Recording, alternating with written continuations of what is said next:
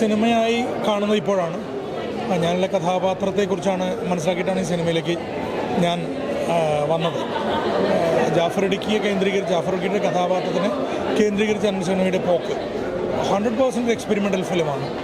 അപ്പോൾ പുതിയ സിനിമകൾ, പുതിയ തരത്തിൽ പറയുന്ന കഥകളെ മലയാളം എപ്പോഴും വളരെ താല്പര്യത്തോടെ കാണുകയും അഭിപ്രായം പറയുകയും റിവ്യൂ ഇടുകയൊക്കെ ചെയ്യുന്നൊരു സമയമാണ്. അപ്പോൾ ഞാനും ആ റിവ്യൂ വെയിറ്റ് ചെയ്തിരിക്കുകയാണ്. ഇതൊരു റെലവൻ്റ് ആയിട്ടുള്ള സബ്ജക്റ്റ്, അതിൽ കൂടുതൽ പറയണ്ടല്ലോ. നമ്മൾ റെലവൻ്റ് ആയിട്ടൊരു വിഷയത്തെ സംവിധായകനും തിരക്കഥാകൃത്തോട് ചേർന്നിട്ടൊരു പ്രത്യേക രീതി അവതരിപ്പിച്ചിരിക്കുകയാണ്. അപ്പോൾ ഞങ്ങൾക്കൊക്കെ ഞങ്ങളുടെ പെർഫോമൻസ് സ്പേസ് നല്ലപോലെ ഉപയോഗപ്പെടുത്താൻ പറ്റുമെന്ന് എനിക്കതാണ്. അപ്പോൾ എൻ്റെ ഒരു കഥാപാത്രം ഡേവിഡ് എന്നൊരു കഥാപാത്രമുണ്ട്. ഞാനിതുവരെ ചെയ്തിട്ടില്ല അങ്ങനെ ഒരു ലൗഡായിട്ടൊരു ക്യാരക്ടർ. പടം കണ്ടോ? ഞാനങ്ങനെ ഒരു ക്യാരക്ടർ ഇതിനു മുമ്പ് ചെയ്തിട്ടില്ല, എന്നെ കണ്ടിട്ടില്ലല്ലോ അങ്ങനെ. അപ്പോൾ ആ എക്സൈറ്റ്മെൻറ്റിലാണ് ഞാൻ സിനിമ കാണാൻ വന്നത്. പറഞ്ഞല്ലോ, ഞാൻ ഫുൾ ഫ്ലെഡ്ജായിട്ട് സിനിമ തുടക്കം മുതൽ ഒടുക്കം വരെ ഒരുമിച്ച് കാണുന്നത് ഇപ്പോഴാണ്. That's it. ബാക്കി നമുക്ക് നോക്കാം. അതെ അതെ അതെ അതെ, അത് ആ സസ്പെൻസ് നമുക്കിപ്പോൾ പൊളിക്കണ്ട.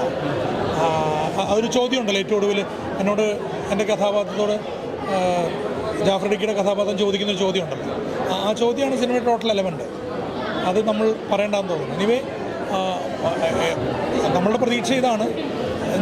സ്ഥിരം നമ്മൾ കണ്ടുകൊണ്ടിരിക്കുന്ന സിനിമയുടെ പാറ്റേണിൽ നിന്ന് മാറി പോകുന്നൊരു സിനിമ ആയതുകൊണ്ട് തന്നെ എനിക്ക് പറഞ്ഞ പ്രതീക്ഷയാണ്. കാരണം മലയാളികൾ അതിൻ്റെ ഒരു ചലഞ്ചുണ്ട് ഈ സിനിമയ്ക്ക്. ആ ചലഞ്ച് ഫേസ് ചെയ്യണം നമ്മൾ. എത്രയോ ഇതുപോലുള്ള സിനിമകൾ ഇതിനു മുമ്പ് ഉണ്ടായിട്ടുണ്ട്. അതിൽ ആദ്യത്തെ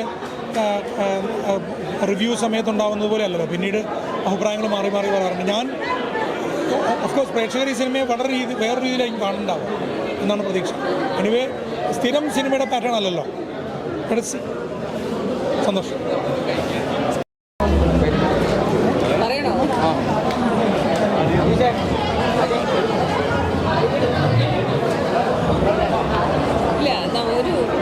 എനിക്ക് തോന്നിയത്, ഞാൻ സത്യം പറഞ്ഞാൽ കഥയൊന്നും കേട്ടിട്ടുണ്ടായിരുന്നില്ല. ഇതിനൊരു റോളിൽ അഭിനയിച്ചു എന്നുള്ളതല്ലാതെ. കാരണം ഞാൻ ഒരു ഒരു മരിച്ചുപോയി അങ്ങനെ ഒരു പ്രത്യേകം ക്യാരക്ടർ ആയതുകൊണ്ട് എന്നോട് കഥ പറഞ്ഞില്ലായിരുന്നു. പക്ഷേ കഥ എനിക്ക് കണ്ടപ്പോഴാണ് മനസ്സിലായത്. ഞാൻ ഭയങ്കര എക്സൈറ്റഡ് ആയിരുന്നു. അപ്പോൾ കുറച്ച് വേറൊരു അപ്രോച്ചിലാണ് ഇപ്പോൾ അവിടെ എടുത്തിരിക്കുന്നത്. അതിൻ്റെ ഒരു വ്യത്യാസമുണ്ട്. തിയേറ്ററിൽ വർക്കൗട്ടാവുമെന്ന് വിചാരിക്കുന്നു.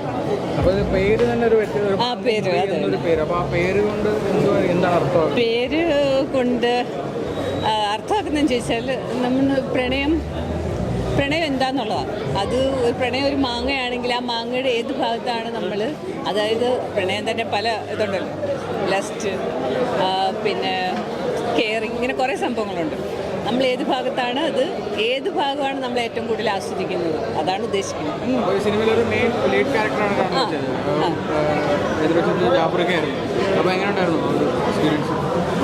പിന്നെ ആഫ്രിക്കയുടെ കൂടെ നല്ല എക്സ്പീരിയൻസ് ആണ്. പിന്നെ പുള്ളി നന്നായിട്ട് പറഞ്ഞൊക്കെ തരും. ഭയങ്കര നല്ല ഒരു എക്സ്പീരിയൻസ് ആയിരുന്നു. പിന്നെ എല്ലാ ഡയറക്ടേഴ്സൊക്കെ പുതിയ ആൾക്കാരാണ്. അവർക്ക് നന്നായിട്ട് പറഞ്ഞു തരാനൊക്കെ നല്ലത്. ഞങ്ങളെല്ലാവരും പുതിയ ആൾക്കാരായിരുന്നു. ആഫ്രിക്കയും മെയിൻ ആക്ടേഴ്സ് ഒഴിച്ചിട്ട് ഞങ്ങളെല്ലാവരും അത്രയൊന്നും എക്സ്പീരിയൻസ് ഇല്ലാത്ത ആൾക്കാരാണ്. നല്ലതായിട്ട് പറഞ്ഞൊക്കെ തരും.